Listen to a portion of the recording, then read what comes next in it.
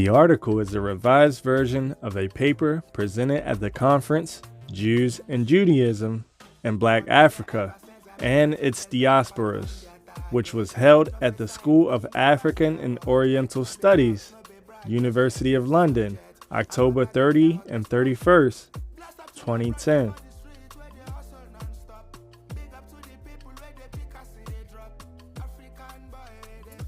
And this article was written by Derek Lang, a German anthropologist, on the basis of comparative studies between the dynastic tradition of the Oyo Yoruba and ancient Near Eastern history.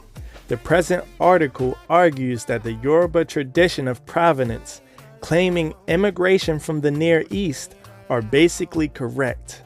According to Oyo Yoruba tradition, the ancestral Yoruba saw the Assyrian conquest of the Israelite kingdom from the 9th and the 8th century BC from the perspective of the Israelites. After the fall of Samaria in 722 BC, they were deported to eastern Syria and adopted the ruling Assyrian kings as their own. According to the present opinion, the Yoruba are a local origin, but this opinion reflects the great influence of post-colonialism on African historiography, rather than the sober text-critical research. It involves the fallacious dismissal of major traditions of provenance suggesting an origin of the ancestral Yoruba in the Near East. In fact, before the rise of academic African historiography, in connection with the independence of African states around 1960, scholars relied more directly on the available traditions of Yoruba origin, and they did some comparative research between Yoruba, ancient Mediterranean, and Israelite cultures. On the basis of this evidence, they suggested that the Yoruba immigrated from far away, either from Phoenicia, the Mediterranean world, Egypt, or Nubia.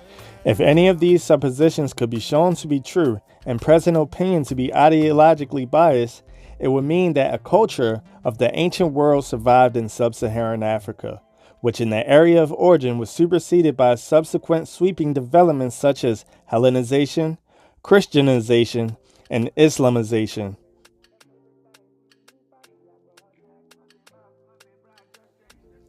In the context of a general reevaluation of the ancient history of the Central Sudan, it appears that the theory of a migration of the ancestral Yoruba from Mesopotamia is in line with the history of their northern neighbors in the Niger-Chad region. This theory does not postulate a massive migration of people from the Near East at an undetermined moment in time, but repercussions from the fall of the Assyrian Empire and the subsequent defeat of the Egypto-Assyrian army in 605 BC. The Yorubas as the lost tribes of Israel. Contrary to other African people, such also the neighboring Igbos in southwestern Nigeria, the Yoruba never claimed an Israelite identity. Although several authors pointed out the existence of Israelite customs among the Yoruba, they saw them as a side effect of Israelite influences and not as the results of a direct cultural transfer through migration from the northern kingdom of Israel. More recently, re-examination of the Oyo dynastic tradition in combination with the comparison of cultural traits led to the conclusion that direct links must have existed between the northern Israelites and the Yoruba.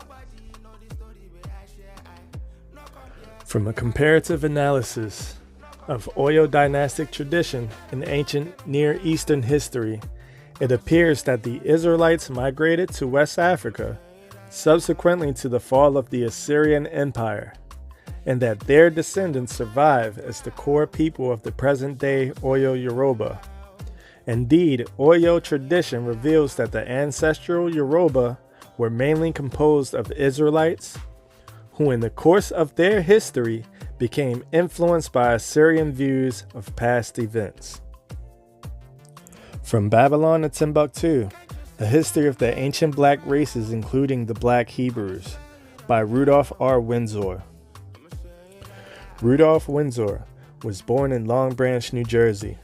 After living in a number of Jersey communities, his family settled in Philadelphia, where he attended community college, studying psychology and political science, Gratz College, where he majored in Hebrew and Aramaic studies, and Temple University, where he majored in Middle Eastern studies.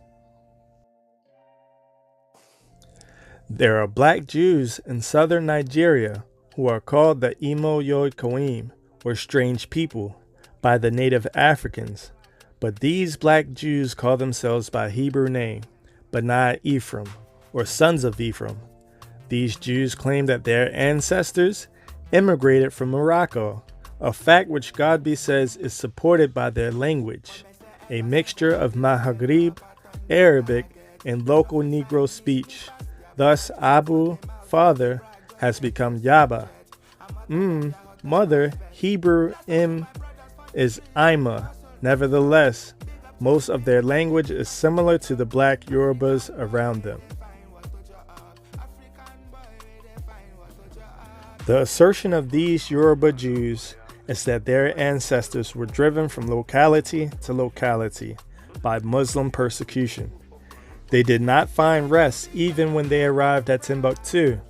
Surely the prophecy has been fulfilled. And among these nations shalt thou find no ease, neither shall the sole of thy foot have rest. But the Lord shall give thee there a trembling heart, and failing of eyes, and sorrow of mind.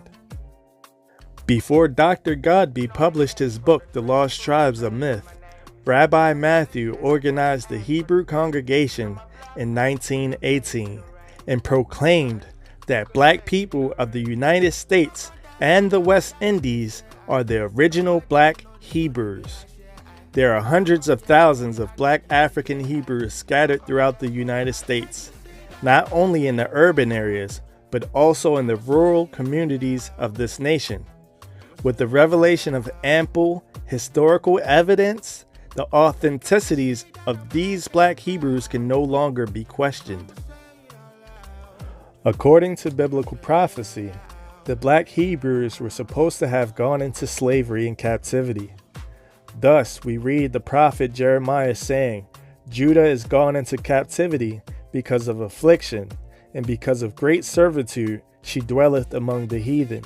She findeth no rest. All her persecutors overtook her between the straits. Prophecy is similar to history in one respect.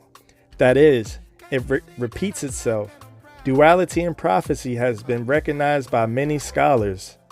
As the historical evidence indicate, the black Hebrews were snatched from the west coast of Africa and sold into captivity. Jeremiah again says, For lo, the days come, saith the Lord, that I will bring again the captivity of my people Israel and Judah, saith the Lord, and I will cause them to return to the land that I gave to their fathers, and they shall possess it.